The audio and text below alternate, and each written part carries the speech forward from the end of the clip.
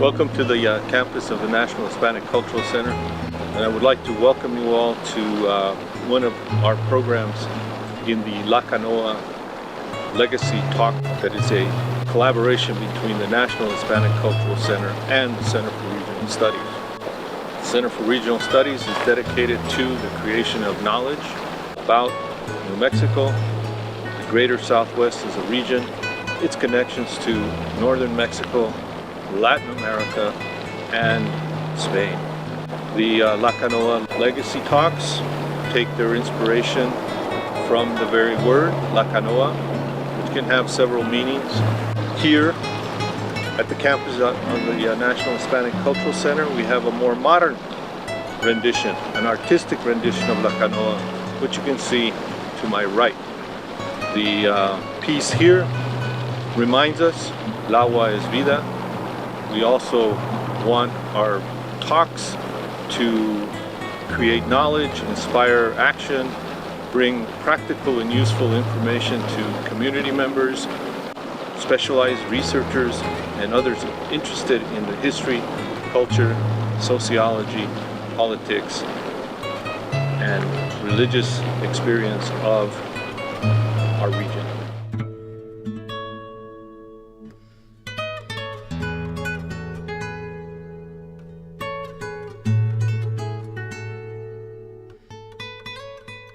Good afternoon, everyone. Thank you for coming on what seems to be a clearing day with the wonderful rains that I know we all are happy to see. My name is Ana Abramovich. I'm the archivist here, and you will be today attending our last La Canoa for the season. We will start up in the fall again, but you will have to find something else to do at 2 p.m. on the third Saturday of every month.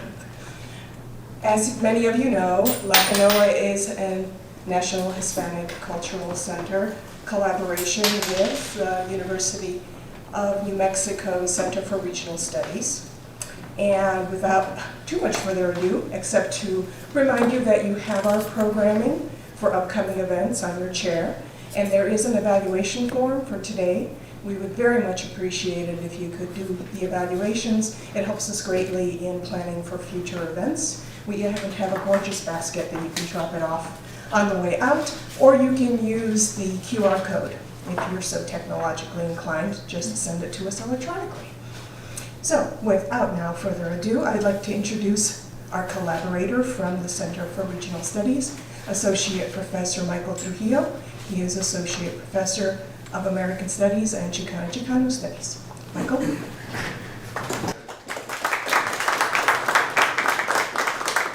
Thank you.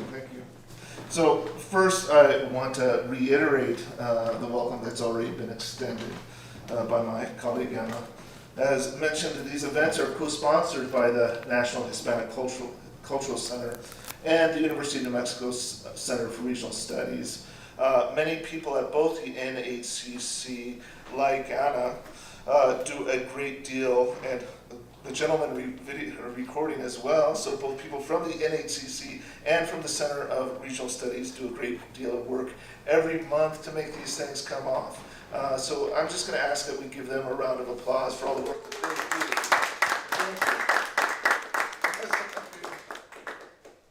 So the Canoa Legacy Talks series features both academic and community research that considers both our region and our place in the world. Our friend Jose Urivera, your friend Jose Urivera, so our friend Jose Urivera defined a canoa as a hand-hewn flume cut out of a large log designed to carry the water of the community organized and governed ditches termed acequias across an arroyo. In other words, canoas transport our traditional community's lifeblood and form an organic, integral, and integrating part of our landscapes, both human and natural. Those hand-hewn, collectively constructed objects are the guiding metaphor for these talks. Like a guiding metaphor for this speaker series. Like a canoa, These talks both emerge from and serve our communities. We hope to provoke dialogue both here and out there around the kitchen, everyone's kitchen tables, about the things which are important to all of us. So this afternoon, I'm delighted to introduce Ted Hohola. He is a distinguished professor and Regents Professor in Community and Regional Planning in UNM School of Architecture and Planning. So you'll remember a few weeks ago I talked about another speaker that was a distinguished professor, and not only is he's distinguished, but he's also a distinguished professor, holds the title of distinguished professor, and not only that, he is a Regents Professor. There's very few Regents Professors at UNM. He earned a PhD in political science from the University of Hawaii at Manoa, an MA in planning from MIT, as well as a bachelor's in architecture from our own University of New Mexico. Dr. Hohola is an important member of UNM's campus community, really one of the most important.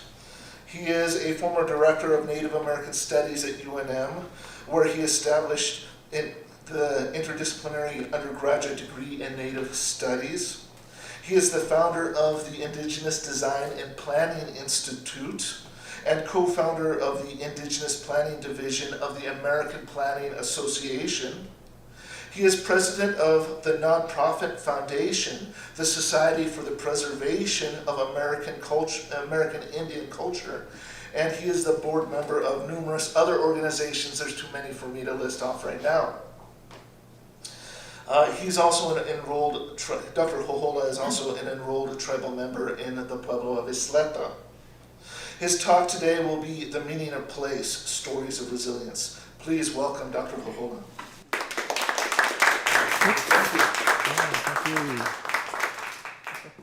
Hello, gang.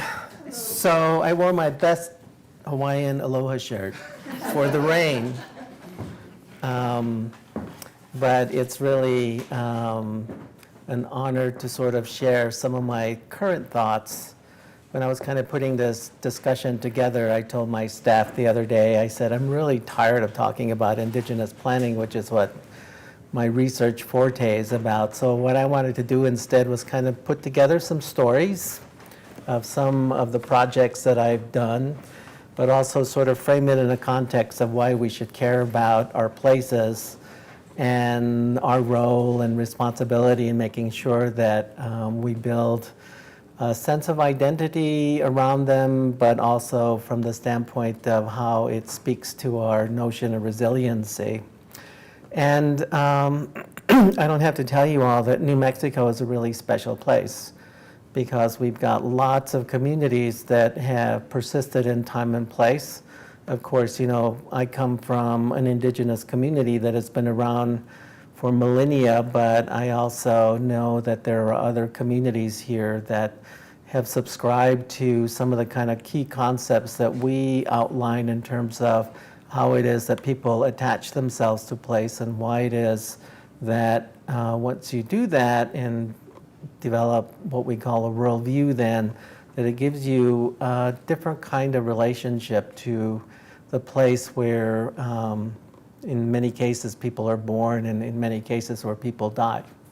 So what I was thinking about as I was kind of going through this was saying that I want to tell a few stories about how this has kind of occurred in some of the communities that I've had a chance to engage and interact with. And they come in very strange kinds of ways because the two kind of stories that I'm going to tell really are an extension of my own personal extended family. One deals with the Albuquerque Indian School, and the other one deals with the Bataan legacy. But that one also has an attachment to my family because my wife's father was also a Bataan survivor from the Filipino side. And in fact, she sends her regrets because she's in the Philippines as we speak right at this point. So it's kind of a relief in my way because if she's sitting there at the end of my presentations, it's her perennial habit or perpetual habit to tell me all the mistakes I've made. Like, which words I've mispronounced, which misspellings I have in my slides, and it's like a little bucket list that she puts down together. So I'm going to be able to skip that this time, so that's really good. So I want to start with this particular petroglyph. And what's so special about it is that it details many of the same kinds of things I'm sure you've seen in many of the areas here around New Mexico. And actually, it is kind of representative of many, many places around the world. You find the same kind of symbol. And in the interpretation of our people here, it represents migration. And the spiral denotes what is the center place and how over our evolution, our belief is that we came from the land, maybe inside from the center of the earth. And that I remember my dad telling me that in our belief that after we emerged to what is now the reality that we're at right now, that part of our initial journey was to actually go and visit all the parts of the world in order to learn about what was out there, and also in a way to sort of build a sense of humility, because the Creator made it on purpose difficult to be able to do that, because you have to surmount this amazing landscape that is not flat but has all this kind of terrain that's attached to it, and that in even that kind of journey and movement, then you're always reminded just how difficult it is in order to be able to subsist in the places that you go. So this particular petroglyph is really special because not only does it show that notion of origin and that journey that goes, but it also has a vector attached to it. It has that arrow. And that arrow essentially shows whichever particular clan probably or society that was there in time and place, and which direction they were going to continue to move as they then began to learn about these places, and then in learning about these places become themselves more sufficient and resilient in terms of what they learn and how they bring it back to their center place in order to apply it for themselves.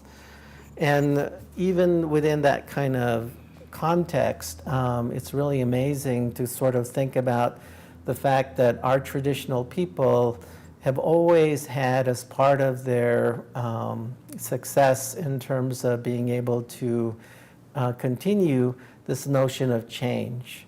So that's one of the things that I have learned very quickly, even in terms of my own academic studies, that even though many people have sort of indicated that traditional people are somehow static and that they don't change over time, and that tradition is somehow then part of that kind of agency in terms of not changing, that in fact it's the opposite that's true. We were always continually changing, we were always continually adapting, and that sometimes in terms of our contemporary context, some of that gives rise to some serious discussion about, why do we do what it is that we do. I had a chance one time to go and visit our cousins in Alaska, and was interacting with some of the native Alaskans in really isolated areas like Unalakleet, which is on the Bering Strait, just a few hundred miles south of the tundra. And we had these amazing, wonderful discussions. And one of them that I remember was when one of them indicated and said, what was one of the things that really helped us in terms of adapting successfully in terms of our lifestyle? And I said, no, are you setting me up for some sort of challenge? And she said, well, you know what? We are people that have always lived on the margins. And these margins have always, if you're not prepared, you don't prepare yourselves, then it's always a life and death kind of existence. and that survival was really kind of a key component of being able to sort of meet all the kinds of things that you need to subsist in time.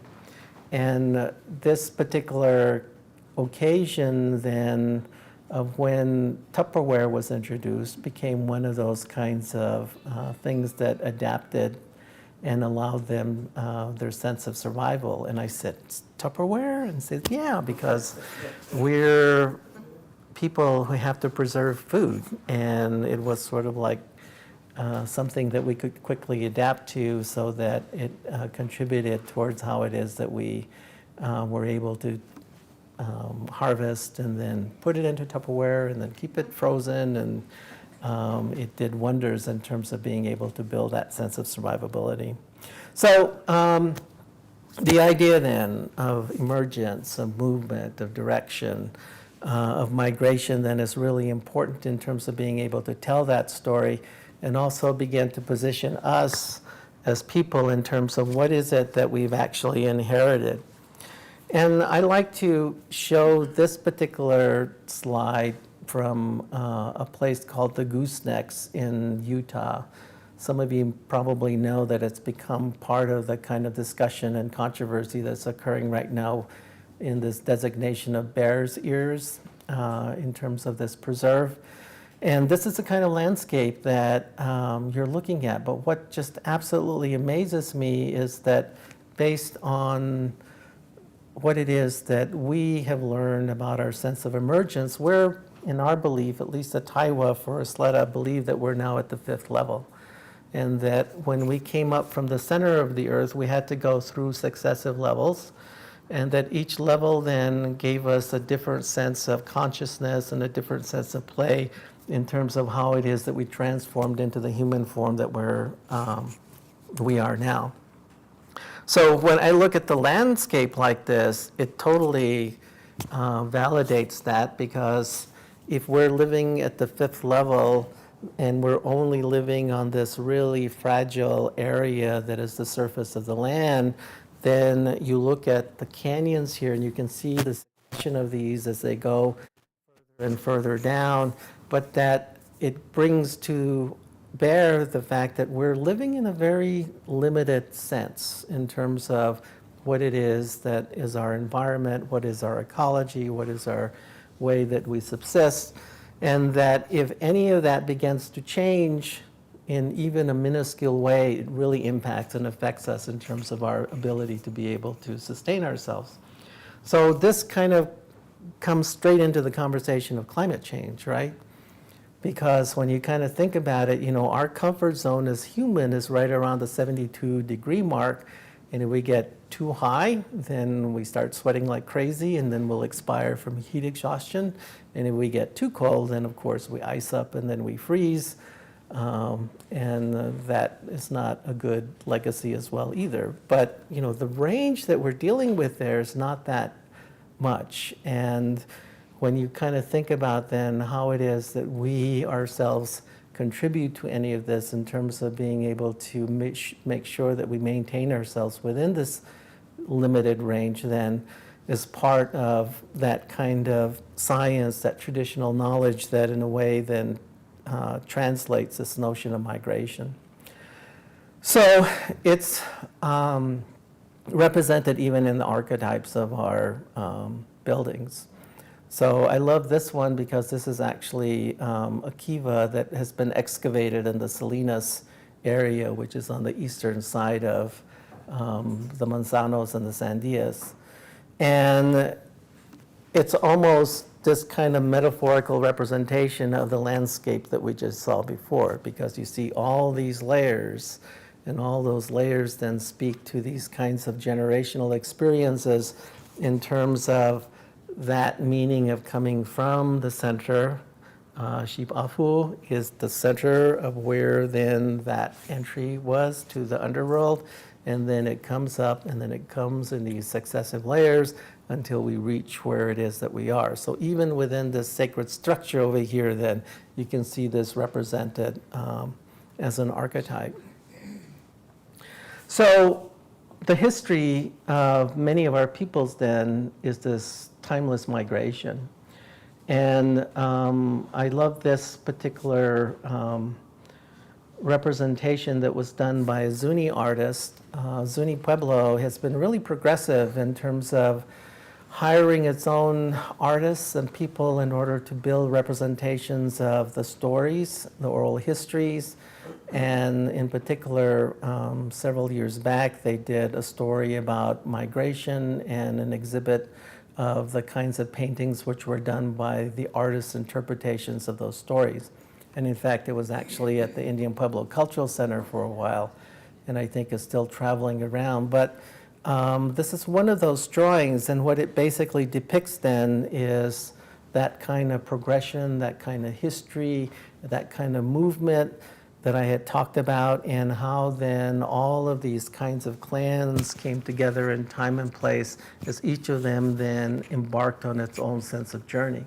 So one of the things that a lot of people don't understand about our Pueblo communities is that we're not homogeneous by any means at all. And if you go from Pueblo to Pueblo, we all have different clans, we all have different societies, we all have different languages, we have all these things that are not only different amongst ourselves, but also different within our own communities. And what you can sort of think about is that if you've got all of these various groups migrating and essentially having this kind of notion of trying to experience the world, that when they come together, then they only come together in that time and that place. And as the millennia continues to evolve, then they can move on, others can join them, but that certainly it was never the case that there was one particular community that was static from that particular kind of standpoint. So it was only really with the advent of the experience of meeting with the outside then that we began to be confined. And of course today we talk about that transformation from our territories to the land grants to the reservation, and now we're basically are frozen in time. And any of you that know the sort of challenges of our community, sometimes we don't have a way to vent these kinds of things in terms of trying to meet these types of relationships. And in some instances, our communities are so inculcated with how it is that this protocol and this kind of representation has occurred over generations that they still have not, some of these societies that have come are still on probation, so to speak. Talking with some of my friends from Hopi, for example, they said one of the last clans that came into the first Mesa was the Flute Clan, and that they know that they migrated from Mesa Verde. And that was 800 years ago, and they still don't see them as being integrated into their society. So it takes a long time. And it's, you know, understanding these relationships and these kinds of geographies and these migrations in a way then gets you to sort of understand just how long this kind of evolution occurs. So here's an example of how it is that we actually think about applying this in a more kind of contemporary context. Because when we talk with communities, we talk with them about how important it is to know who it is that you are and where you came from. And then also to think about those things in your history that really change the way that you behave, change the things that you've built, change the way that you live in your places. And at one of the holy sites and one of the important migration places, actually it's a place of emergence for one of the clans for Zuni Pueblo, this petroglyph is on one of the rock faces there. And what it shows is essentially the migration spiral, and then suddenly you see this kind of zigzag pattern. And each of those points represents essentially something significant that occurred that affected the people in some specific kind of way. So it's kind of like not a physical map necessarily, but it's a mental map. And it's a mental map in terms of how the collective group essentially then had to sort of rethink where it was in that particular time and place, and that change was an agent that was important within that kind of journey. So we took exactly the same sort of principle and applied it to a project that we were working with at Zuni Pueblo in order to assist them, and we being the Indigenous Design and Planning Institute,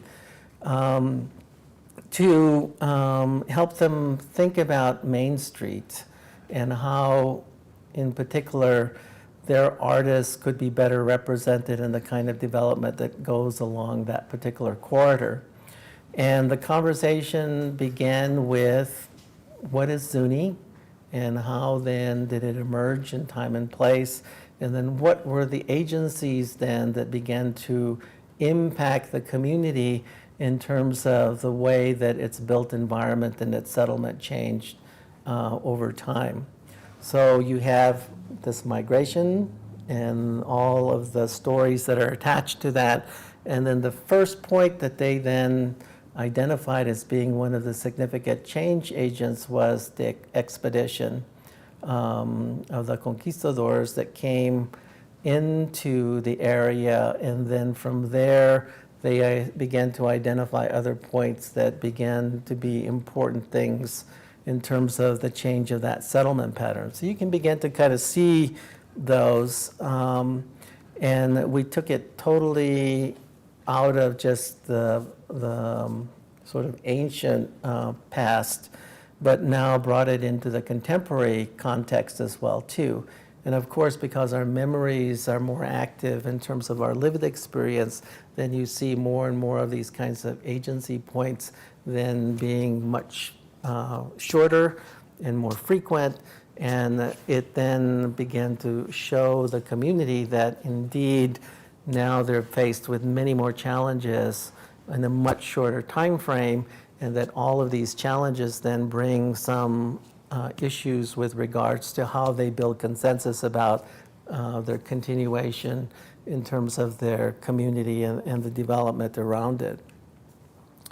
So as I indicated, we share these with many other cultures, and we've been fortunate to actually work with some of our sisters and brothers in South America. And this particular symbol is specific to the Quechua in the Andes, and we were working with a community in Ecuador called Cañar. And this particular community then has this particular symbol, which essentially describes their world orientation and how it is then that they also integrate this notion of migration as being part of that sense of change and identity. And it's called the Chicana, and it serves as sort of like the same kind of symbol that we see for ourselves. And a lot of people don't know that Zia's sun symbol also denotes our sense of worldview by organizing how it is then that we see the world and how we compartmentalize the world and how we understand what it is that are the kind of key determinants and how it is that we structured our existence within the environment that we live in.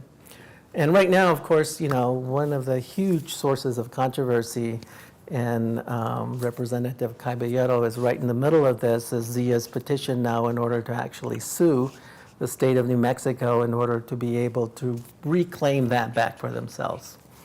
As soon as Zuni wins that suit, then the other pueblos will sue Zia because we all share that same patrimony as well too. So bring the fight on. So, but it's really important from the standpoint of the fact that these are not idle representations, that they have deep, significant kinds of ways that they describe things that are around us. And we see this within this representation that was done by an artist, Tewa artist, for one of the northern communities. And in here, you basically have a description of the world.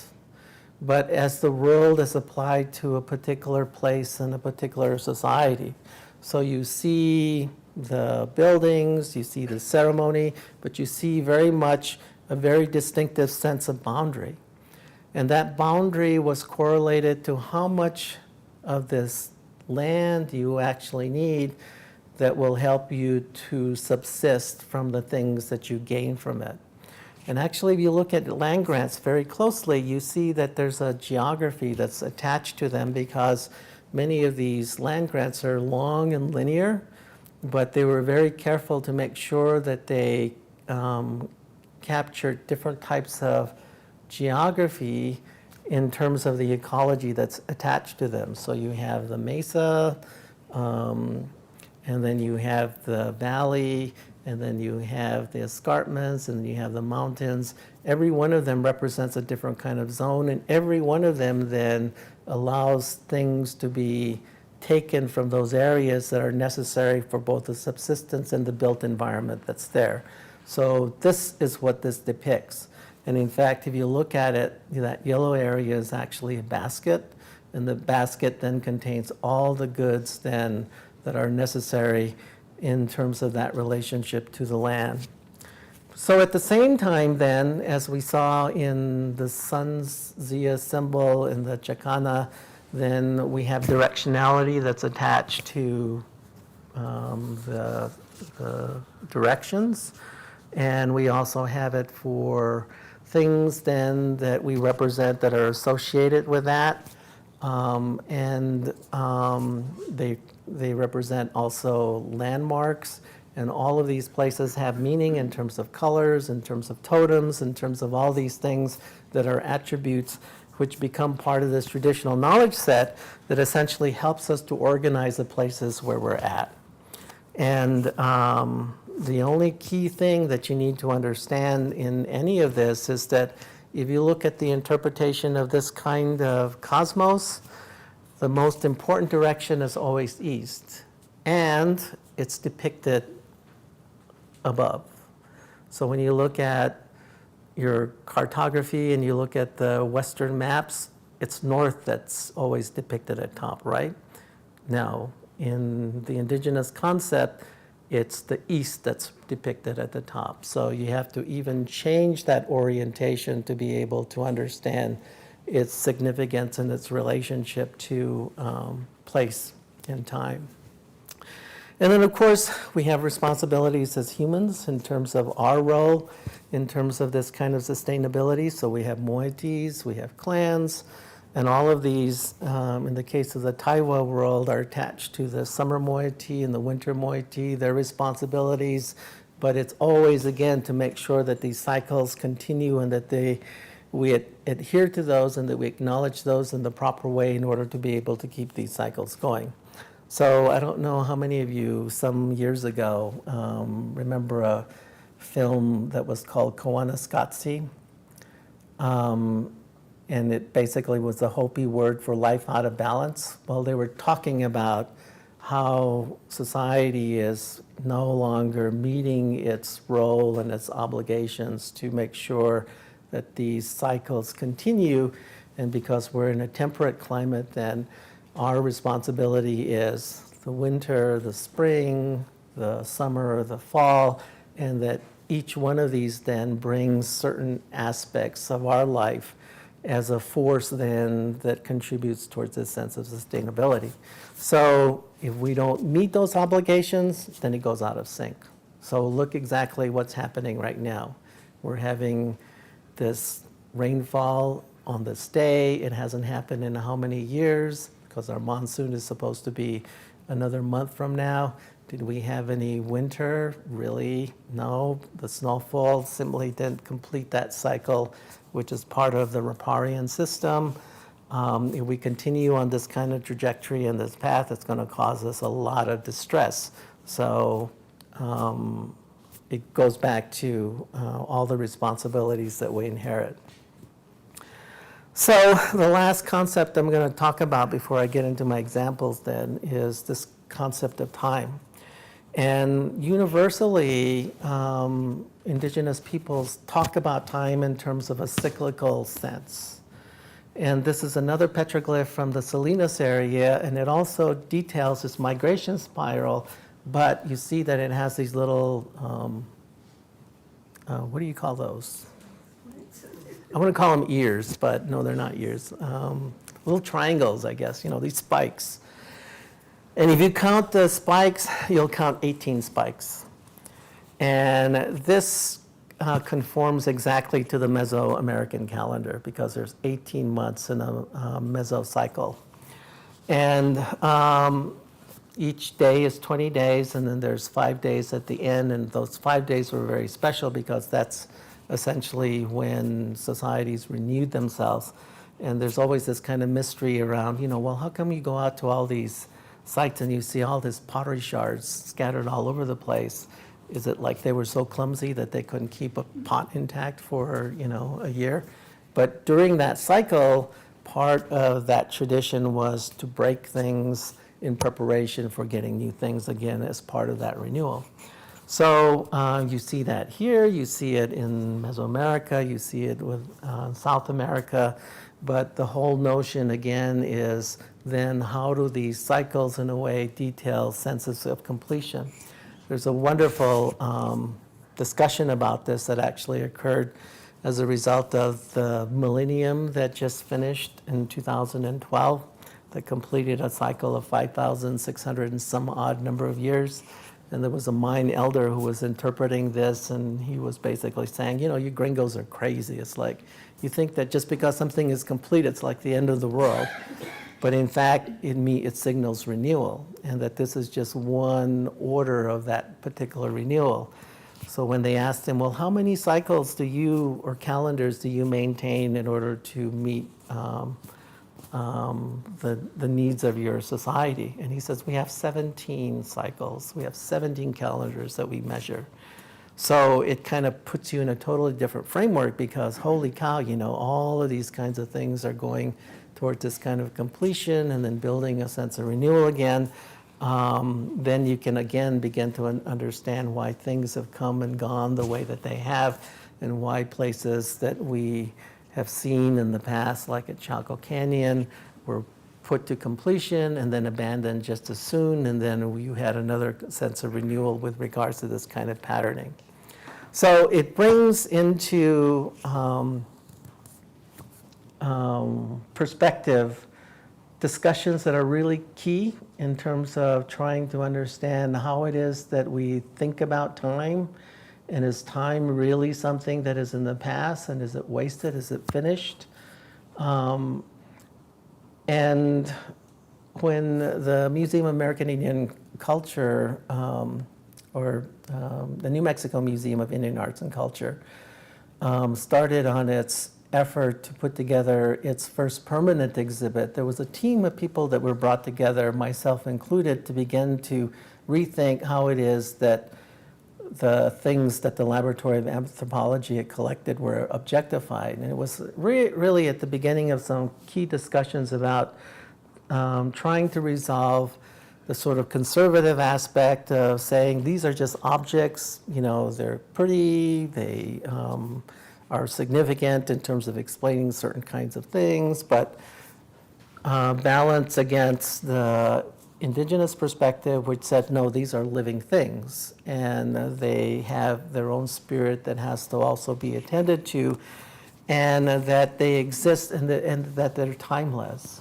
So in one of those kind of discussions, one of the chief archaeologists in the region came up and said, well, this is the kind of way that we need to sort of think about how time and progression is represented. So he essentially presented this kind of linear palette here. And as you can see, he says, here's the Hohokam, here's the Anasazi, here's the Mogollon, and that in time, we start recording it and it starts progressing, and then we have different artifacts that are objectified that show a certain train of progress, but that it's a linear kind of thing. But where the conversation stopped was then, how come it stops at 1600? Did these communities go extinct? What happened to them? because I certainly don't feel extinct today. And prior to that then, what was the evolution and what actually contributed towards the diversification of the people, even though we shared the same particular region? So in that conversation then, we had to rethink exactly how it is that we brought together these concepts of cycles and completion, but also in terms of how then they began to actually explain the kind of material society that was coming out. So we discarded this thing. We had some great things and just about punched each other's out, but we finally resolved it in the end. And we came up instead with a cyclical notation of how it is that you could actually present the same thing. This is only one cycle, but it starts with 300 AD and then goes to about 1500. And what it shows then is the Mogollon, the Hohokam, and the Anasazi with the sort of material evidence, and then the things which then began to essentially change and help the different societies to evolve.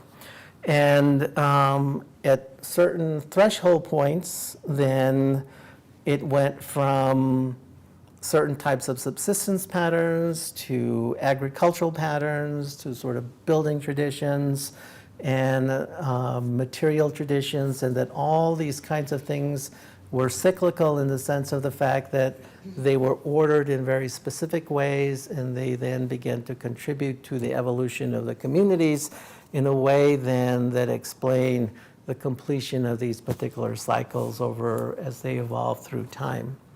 So this was essentially the way that the exhibit was organized, was to say, think of time in terms of cycles and how then it represented this kind of evolution and these senses of completion, and that the common denominator, which really in a way then helped to inform the diversity that began to emerge with the communities, was where they chose to settle.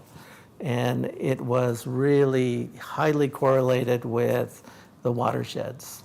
So where the watersheds were was where these kind of distinctive cultures evolved, and then the migrations from there then began to sort of cross-fertilize how it is that they began to evolve these kinds of material things in response to those kind of things as they became more conscious and aware, and they refined their processes. And that the way to map all of these so-called objects then was to put them in those cycles and in those places that was attached to that watershed and that geography. It was a beautiful plan, and then the exhibit designers got a hold of it. So if any of you have been to the New Mexico Museum of Indian Arts and Culture and go to their exhibit, it's really confusing because they never really make clear exactly what you're navigating through. It's sort of like a mouse maze instead. But they missed the whole point because, they themselves didn't really realize the import of this kind of thing. Good news is that there's a new exhibit that's being planned right as we speak. We're going to fix that sucker. So see how that goes. So let me just quickly tell some stories around this then in terms of how these kinds of influences affect things in time and place. And I begin with a story about the Albuquerque Indian School. And this was really the result of the imposition of the American territorial government coming into the area, thinking that the only way that it could settle the Indian problem was to reform them and to transfer them into the other. So most of federal Indian policy is sort of misguided in its attempt to sort of transform this. But it represented all sorts of different kinds of levels of engagement. In the case of Isleta, we actually have an interesting variant of that because I don't know how many of you know a particular luminary in the 1880s by the name of Fletcher Lummis. And he was this itinerant journalist that came through this area, became a champion of Indian rights after a while. And Charles Lummis essentially wrote a lot. He basically coined the phrase, "See America first." But he essentially came into this environment trying to, in a way, tell the story and the narrative of many of these kinds of places. By happenstance, he suffered a stroke. He did his recuperation at the Pueblo of Isleta. He was hosted by some of the prominent families in Isleta, and they basically set him up in order to advance his, not only his health, but his advocacy that was also against, interestingly enough, the Carlisle Indian School situation. But this particular picture was taken very early, around 1881, 82, and it shows the school marm from a Catholic school that was being started. This marm eventually became his wife, and they then resettled in Los Angeles and helped to create the Southwest Museum. But his house, which is now the house of the California Historic Society, was actually a house that was constructed by Isleta laborers because they maintained that relationship. And it's actually my advocation that Lummis knew very little about Isleta, but his wife actually was the one that knew a lot and had been befriended, learned the language. Anyway, there's a whole interesting story behind that that can be another talk of itself. But the long short of it is that that kind of situation then began to influence this really interesting situation in which then there was going to be a conflict between the Presbyterian approach to Indian education and the Catholic approach to education. And how it played out was essentially, should education be something that is invested in terms of its locality, or as in the Carlisle Indian School Pratt method, should it be a situation where you remove the child by taking them physically away to places like Carlisle, Pennsylvania and other places, to remove them entirely for their knowledge years and make them strangers to the place that they were born in and taken from. So the Indian policies around education then were in conflict between, should you do something local, as in the case of the Christian effort, and then what will later become the day school, which is what's depicted here, or do we deal with it from the Indian boarding school kind of situation? But again, the whole purpose of all of this engagement was to transform us into the other, as is seen in this particular famous slide of a Navajo pre-Carlisle and after Carlisle. So the Albuquerque Indian School then was right at the cusp of that debate in terms of the confluence of trying to build some sense of should we not, and how would be this particular approach. This is a very early map that shows the plat of what Albuquerque looked like in 1889. And you can see that way up in the corner right over here is where the Indian School property is. It was deeded by so-called denizens of Albuquerque, about 64 acres. It was actually swampland because at that point the bosque and the water table was really high.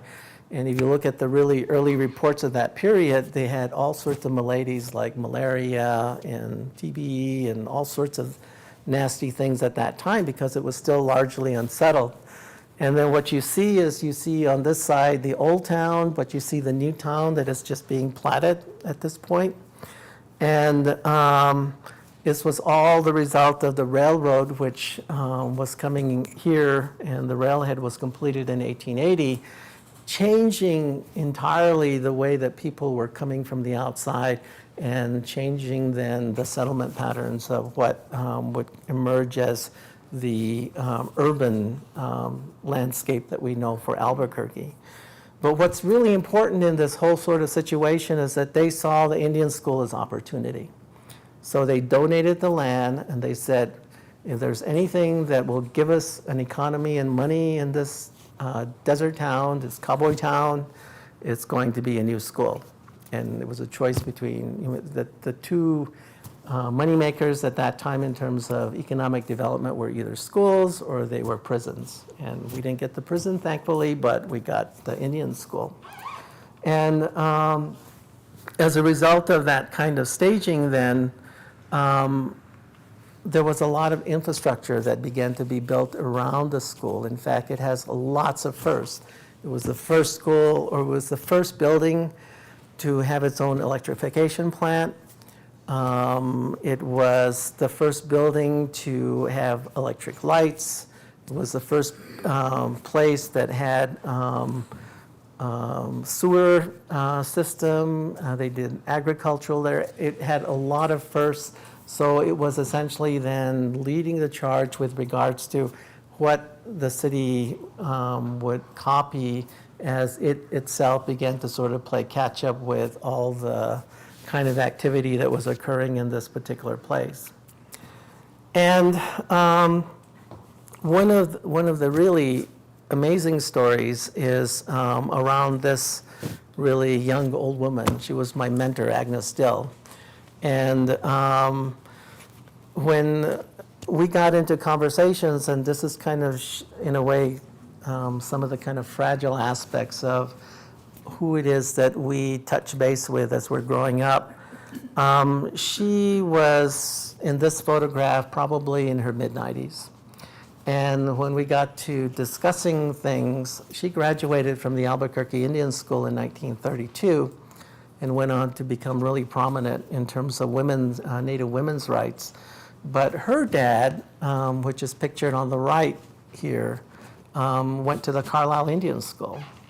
So she essentially was indoctrinated in that whole sort of legacy, but at the same time saw that this particular institution needed to be sort of part of a reform to make it kinder and gentler than what Carlisle was trying to do as a result of the imposition both of Lummis as an advocate, but also in terms of the kind of Christian imposition in how it is that education was won out. And in that sense, the school became a kinder and gentler institution. And I know there's a lot of literature and discussion about how Indian schools were really bad, and in lots of ways they were, because they had these restrictive policies, for example, on language. But the Albuquerque Indian School actually changed it by the kind of reforms that occurred as a result of the Catholics saying to the Presbyterians, if you don't adhere to essentially respecting the children and the communities that they come from, then we're going to demonize you guys and none of your children are going to show up at your school. And that's exactly the kind of campaign that they launched. So as a result of that, then the reform that occurred within the Indian school was to see how it is that they could be a better neighbor to the communities.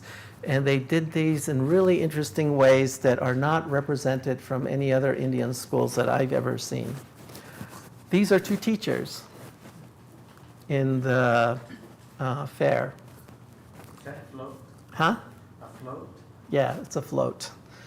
And what's remarkable about this is that if it was any other teacher, like at Carlisle Indian School, they would die. You know, that would be like totally against anything.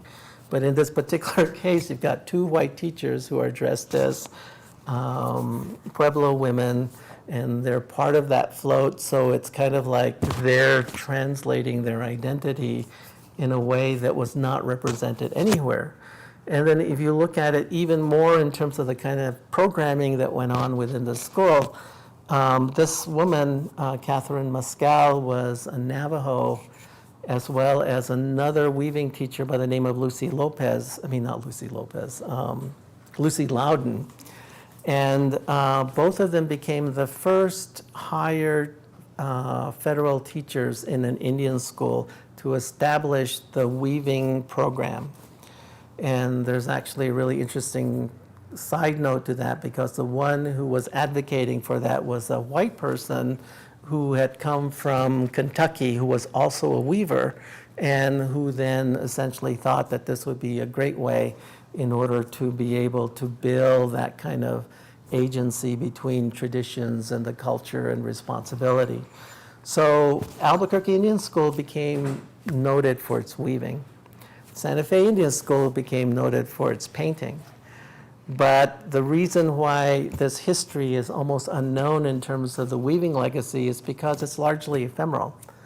You know, it does not last as long as a painting does, but they had a tremendous impact in terms of reviving the kinds of dyeing traditions within these communities, building weavers that then went on to teach others, but that this became a source of pride as well as then a different kind of mark in terms of how it is that this Indian school responded to the community. So for various reasons, and again, there's enormous numbers of stories that are part of this. By the 1980s, the school was largely abandoned. And this was, again, a result of the change in policies. Essentially, the facility was starved to death because it was not being invested in anymore. And even though there were a lot of buildings that were part of the National Historic Registry, they became subject to vagrants, because after the school itself was abandoned, there was really no chance in order to keep them out.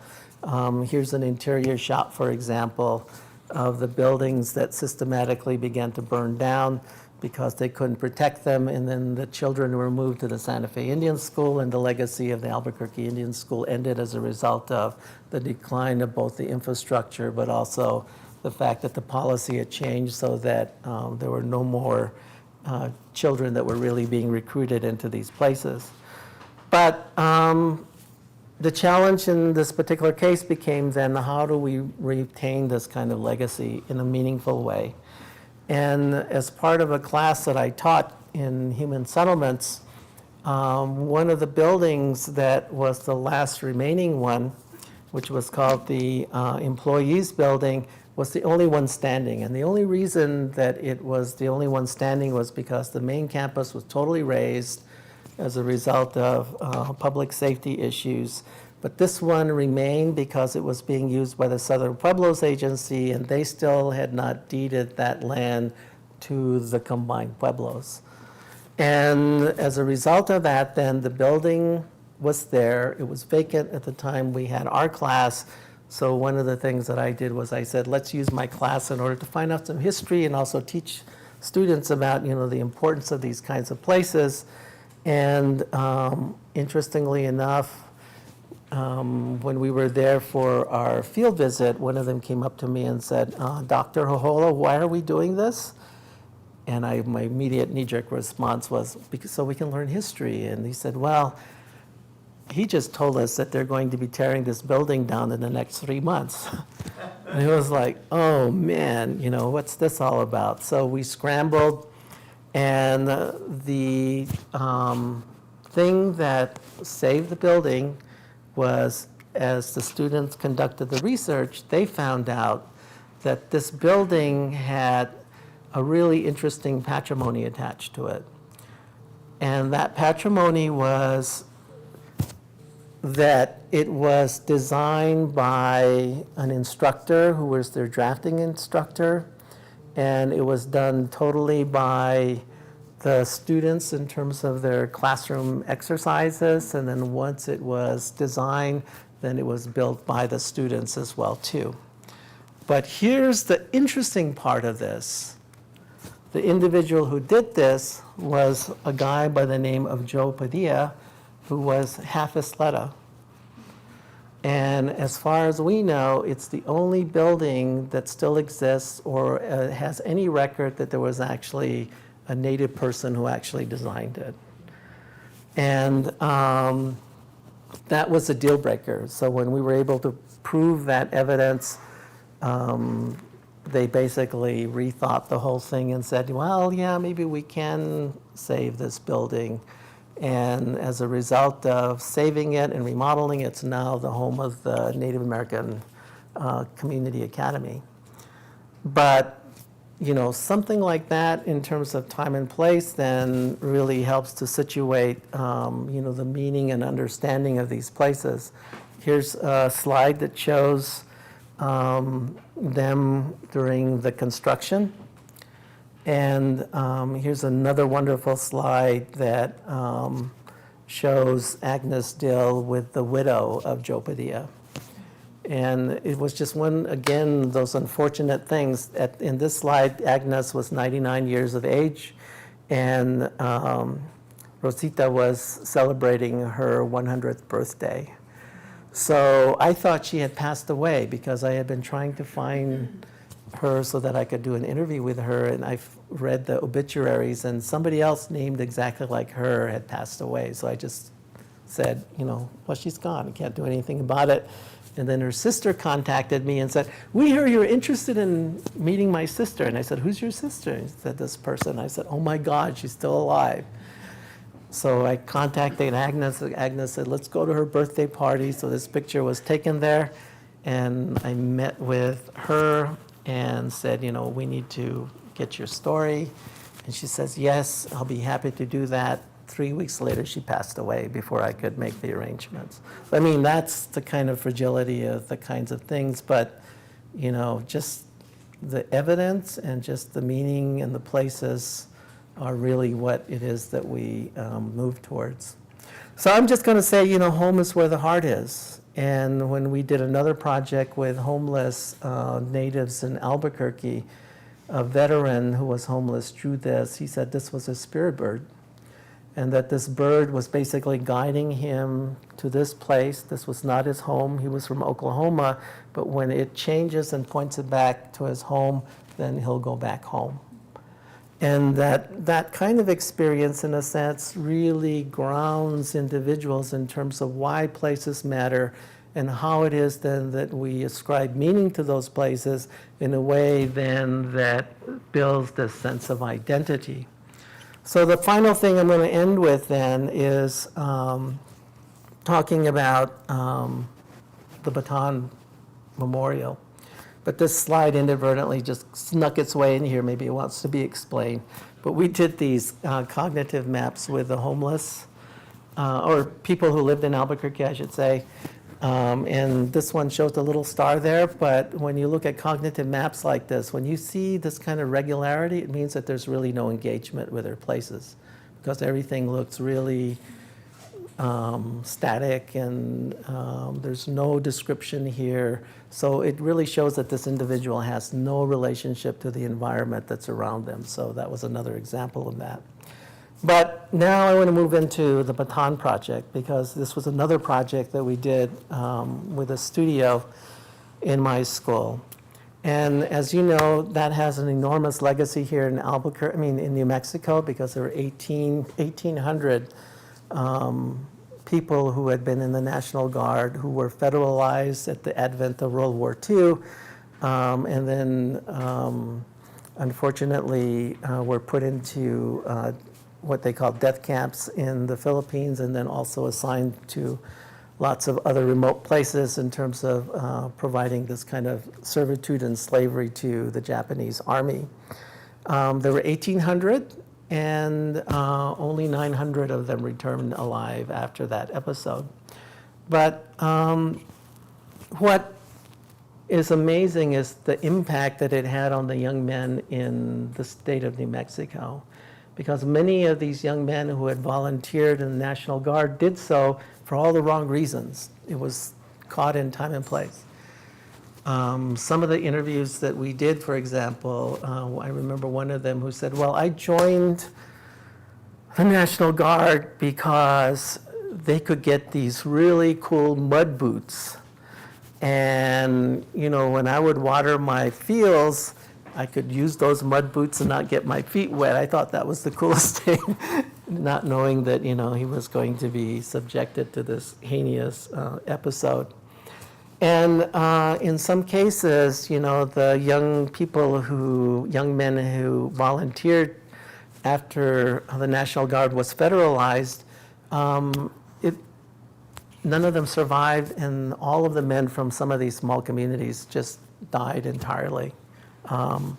And this is an example. They've got memorials all over places, but here's one in Jorales, for example, that you can still see where they've got this memorial that shows the young men that were from that place. And then they stage it in order to be able to remember those places.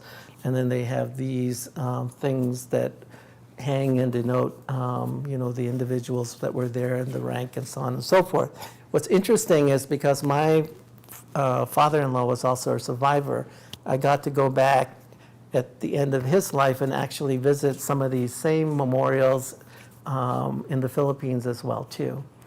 And they're very similar to this. They have these particular markers every kilometer. It was basically a forced march for like 60 miles before they got into Cabanatuan, which was the death camp that was there.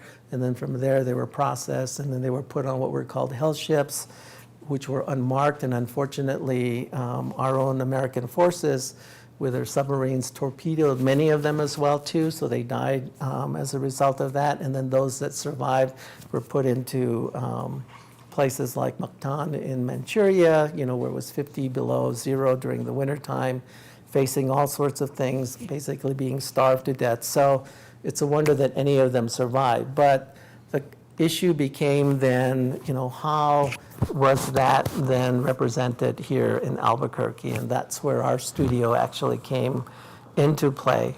And one of the most compelling and the most heartfelt kinds of conversations that we had with some of the people who were still alive at that day dealt with the Mother Service Club, because even though Clyde Tingley had indicated that he was going to dedicate this parcel of land that was part of a suburb for the park, and that it was going to be memorialized in a specific way by planting 200 trees, elm trees, one for each of the 200 in the 200th Artillery, and that this was his promise to the survivors that were going to come back. But in the interim, because the men were gone, it was the mothers and the daughters that really took the responsibility of keeping tabs on where they were at. And little pieces of information were leaked out. This is Jean Mosley. She's passed away, but she was the last survivor of that Bataan Relief Organization. And she told the stories of how it is that the mothers would listen to radio broadcasts and then get details, and then that was the only way that they could get any communication as to whether or not any of the men were still alive. So they had this amazing network that went on. Does anybody know who this person is?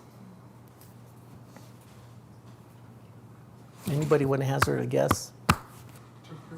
It's Tokyo Rose. So she became infamous, but these were the stories that she was broadcasting that the relief organizations were monitoring, because she would give information about the troops, and of course it was all propagandized, but it was the only sources of information that in some cases identified where the men were at, who was there, so on and so forth. So this is how they were actually keeping tabs in many of these kinds of cases. So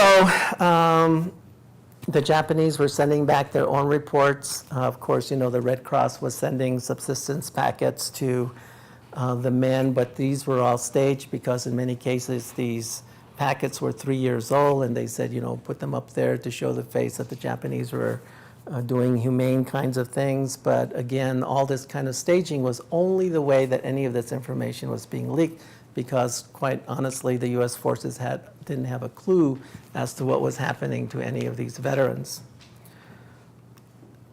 And when they finally came home, Clyde Tingley said, yes, welcome back. We're going to memorialize what you guys did. It was amazing. We're giving you this park. We're planting 200 trees. We're going to build this memorial. We're going to have all your names on there. And he never came through.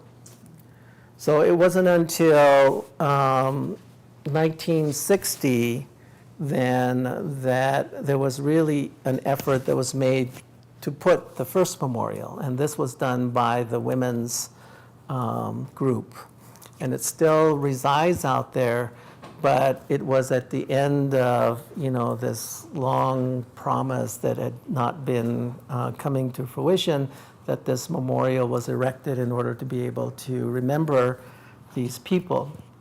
So in terms of my studio, these 4 survivors were the ones that came and asked if they could get some assistance. And they were part of the Bataan, what was going to become the Memorial Foundation. But they were essentially the ones who were from Albuquerque, who then essentially felt that the park was being endangered by new policies that the city was going to enact, because at the time that they came to us, and this was in the late 90s, they had a new policy of trying to transform all the parks into soccer mom parks. And they wanted to put a big playground. They actually wanted to take the standing memorial and move it to the existing Veterans Memorial that's near the base. And basically the veterans just totally flipped out because they said the city doesn't understand that this is a living memorial. All those trees are done in honor of the veterans. The park was specifically dedicated, and on April 9th, annually, they had their memorials that they reconstructed, including the raising of the surrender and the bringing down of the surrender flag. All these kinds of elements were totally against the policy that the city was proposing to enforce in terms of that sort of redoing of that area. They had an armament there in the middle of it, which they got rid of because they considered that to be public safety because too many kids were falling off of it, which is unfortunate. And then also, they said the trees were dying and, that there were problems with that in terms of preserving them as well, too. They were finding a litany of different kinds of excuses. Anyway, basically what we were able to do was get a moratorium with the city of Albuquerque by bringing out again the stories, the histories, and the meaning and significance of these places so that we could rethink how it is that it could be restaged in a way that was more meaningful. So happy to say that,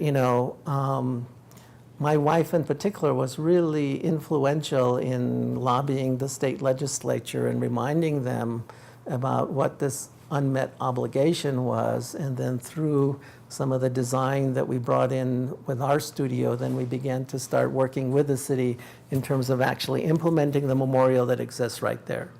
So that was dedicated in 2002, and it's in memorial to all the 1,800 veterans. So if you go there, you see the people who all were taken, and those with the little dots mean that they didn't survive, but it also shows, the different divisions and the different places where they came from, the cities that they came from.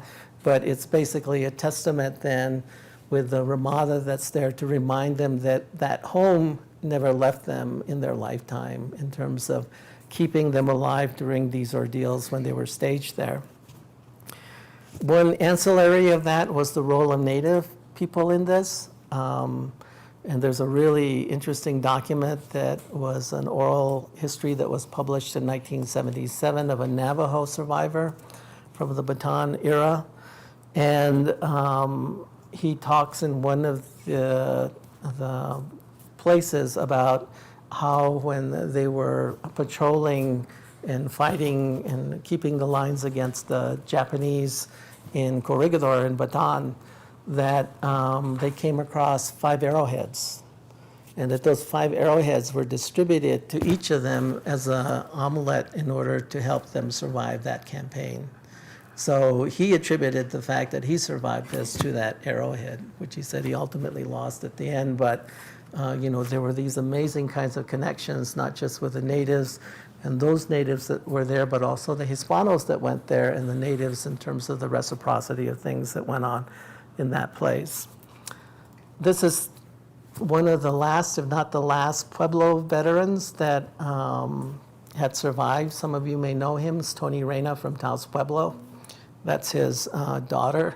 And he just passed away about a year and a half ago. But, that's again sort of part of the story and the legacy of some of these kinds of things in terms of how they actually mattered, in terms of their meaning and how that transpired in their history. So I'm just going to end with this. Identity is totally tied to a sense of resiliency. And when we think about these places and the meanings that are attached to them, we have to understand things in terms of the voice that they represent, the places that we continue to subscribe and maintain, and of course, what it is that they symbolize. And that all of this essentially in total then make us what is special and why New Mexico is so special, because all we have to do is just walk outside here and we can see these reflected in terms of how it is that we see this kind of transformation, this journey, this migration, this way that we build our sense of resiliency over time and place. Okay, that was a lot to say in a short period of time, but I hope that you were able to follow the meaning of what it is that I've been going on in my head these days. So thank you very much.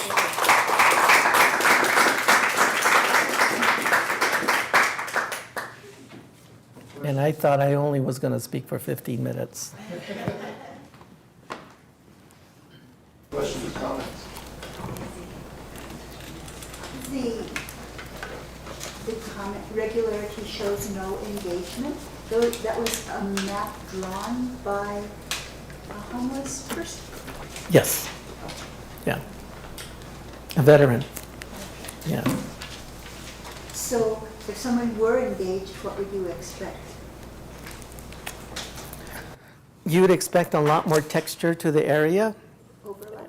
in terms of, here's what my neighbor is, what's in the front yard, here's the dog that's chasing after me all the time, it's, Descriptors? yeah, descriptors. Yeah.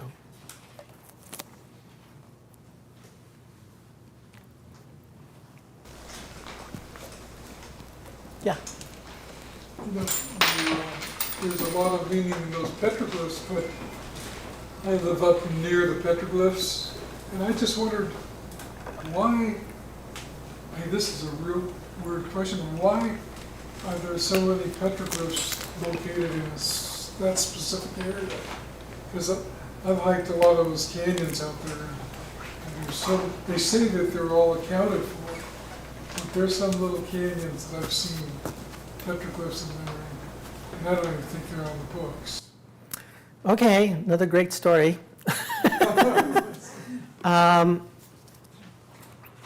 It goes back actually millennia. Part of the sort of uniqueness of the geology that's out there is the result of the Ice Age. So apparently the first wave of native people that came into the area was about 15,000 years ago.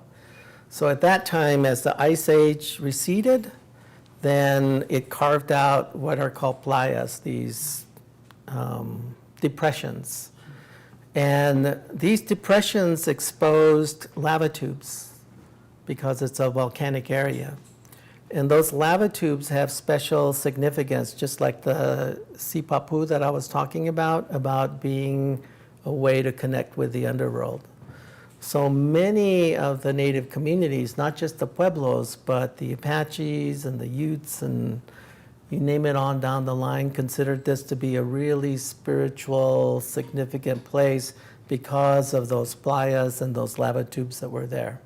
So those petroglyphs then essentially are the sort of recordings of all the kinds of journeys and clans and meanings that are put on that escarpment. And you notice that escarpment is oriented towards the east. Remember I told you about the significance of the east in terms of the its meaning. So that's another indication of that. So the story behind that is when Ike Westfall was the one who was one of the main advocates in order to try and protect that and ultimately transfer that into a petroglyph park for protection. The reason was because when the I-25 corridor was built and went through the pueblo of Isleta, you notice that when you go through there, it cuts right through the mesa there. Well, on one remnant of that mesa that it cuts through is one of our traditional villages. And our elders at that particular time were trying to minimize the impact of that, but they didn't understand the scale of what that infrastructure was about.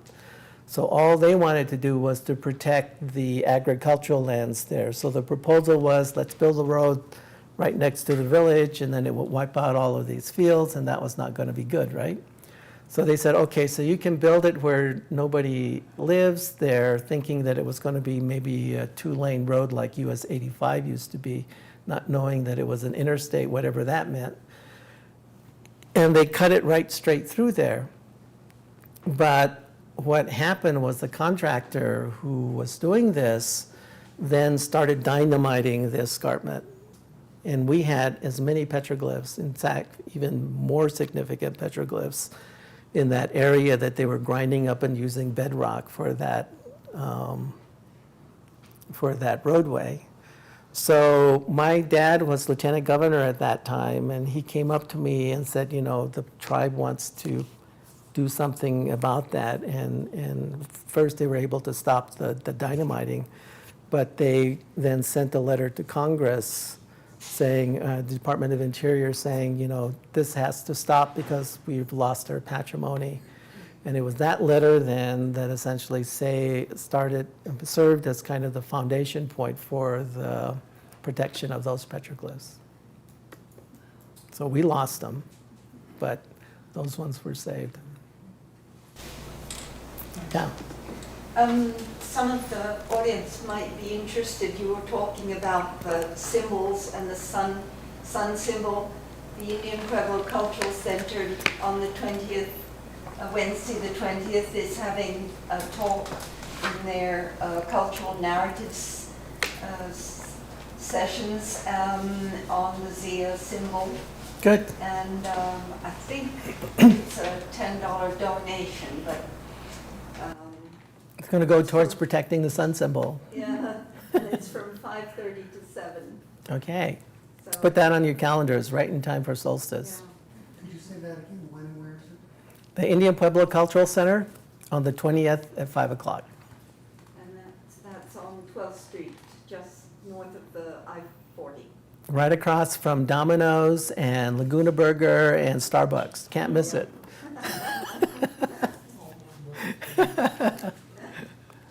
Yeah. Could you please describe a little bit more about your definition of identity and how you link it to resiliency? Yeah. There's things that we work on in terms of how in planning we think about place. And as part of our kind of tenets that we've evolved around the notion of indigenous planning, one of those tenets is we don't suffer from cultural amnesia. Because in a kind of Euro-Western perspective, when you go out there and you do research, you're supposed to do it with no bias, right? In other words, you're supposed to remove yourself from whatever it is that the process is that you're engaged in. And that makes for scientific research. Our position is that, and especially if you attend to the protocol of the people that you're engaging with, if you don't know who you are, then you can't be the equal or have that discussion with them. Because inevitably, when you first introduce yourself, the first thing they're going to ask is, who are you? And if you can't answer that completely, then they're not going to talk to you, or they're just going to sort of move you to the side. So identity from that standpoint is really key from the standpoint of understanding who it is that you are and how it is that you build meaning into the places that you grow up in. Now, what's really important in terms of some of the work that we've been doing is that now there's this huge issue that is occurring with regards to the loss of our cultural patrimony. Many of our Pueblo communities are losing their language, they're losing their stories, they're losing the meanings of the places, all these things which give evidence to what has been that identity over time. And in our conversations with especially the elders from the community, they basically say, our children are no longer listening to us. And from that, we know that part of the reason is because they're no longer walking the land with them. They're no longer walking with them and learning about these places, and they talk inevitably about, they're only attached to their iPhones and their iPads and their phones and so on and so forth, and they don't look anymore where they're going. So I think that's, part of the kind of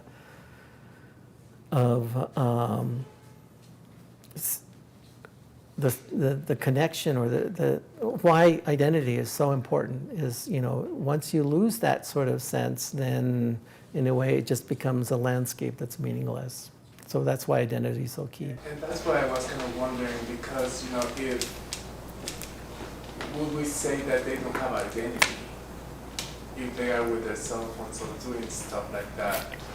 I would say they still do, right? Maybe it's not directly this kind of identity that we historically would admire them still having, but they still do have an identity. And what would be the resilience they're having? So I'm just wondering about when there is this kind of loss of identity, does that mean that you don't have an identity? Well, it means that you essentially lose your attachment to place.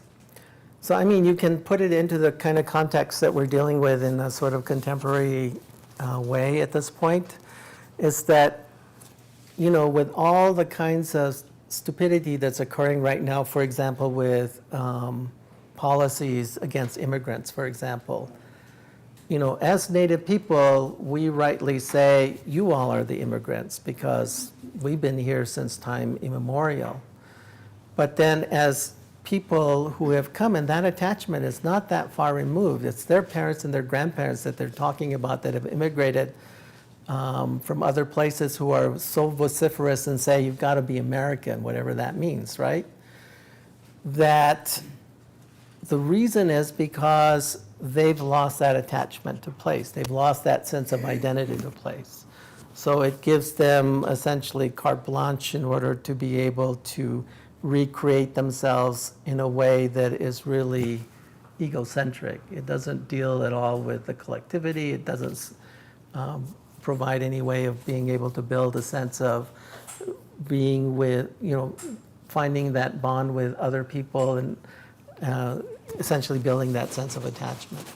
So, when I work with my students, for example, I remind them that, education in one way is sort of part of that kind of issue and that problem. Because if you look at education, there's this notion that education is correlated with income. So the higher you're educated, the more income that you're going to be able to draw in. At least that's the way it's supposed to work. However, what do you use that new gain income for? You gain that to seek opportunity, and that opportunity then makes you highly migratory. So if you go through the sort of life cycle of a mainstream American, for example, they, by and large, will move 5 times in their lifetime. And if they move 5 times in their lifetime, then until they get to the last iteration of that, they basically see opportunity as a place to seek where they can use and abuse it. And after they've abused it, they leave.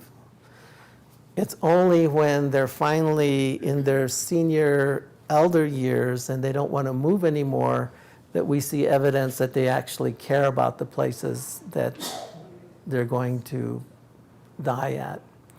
And it was brought home from a colleague I had who invited us to her house one time. And when we went to go visit her, she was just getting ready to retire from the law school.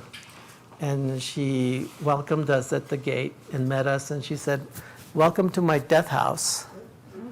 And I said, "Oh my God, this is not going to go good, right?"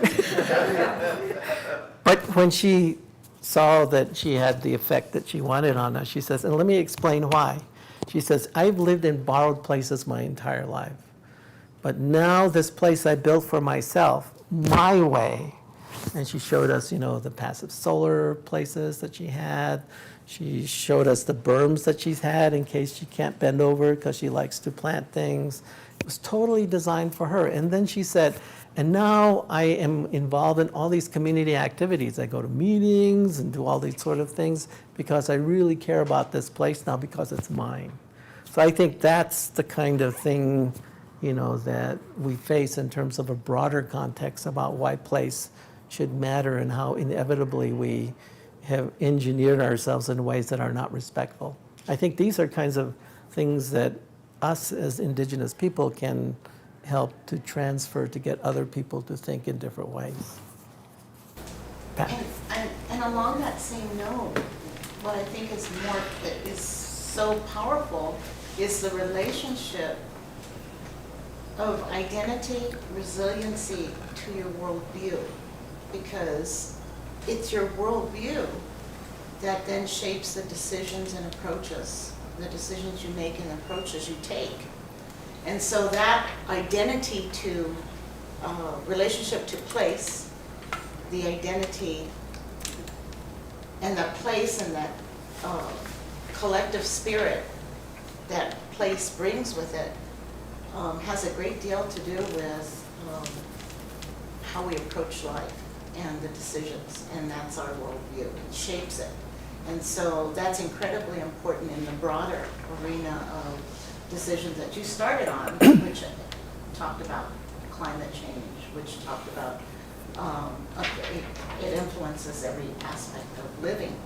And that's what I think is the importance of the contribution in terms of what you just indicated, the indigenous this indigenous thought and living to the greater good, greater welfare, good of the community, because that is what is the important takeaway, I think, in your presentation. Thank you.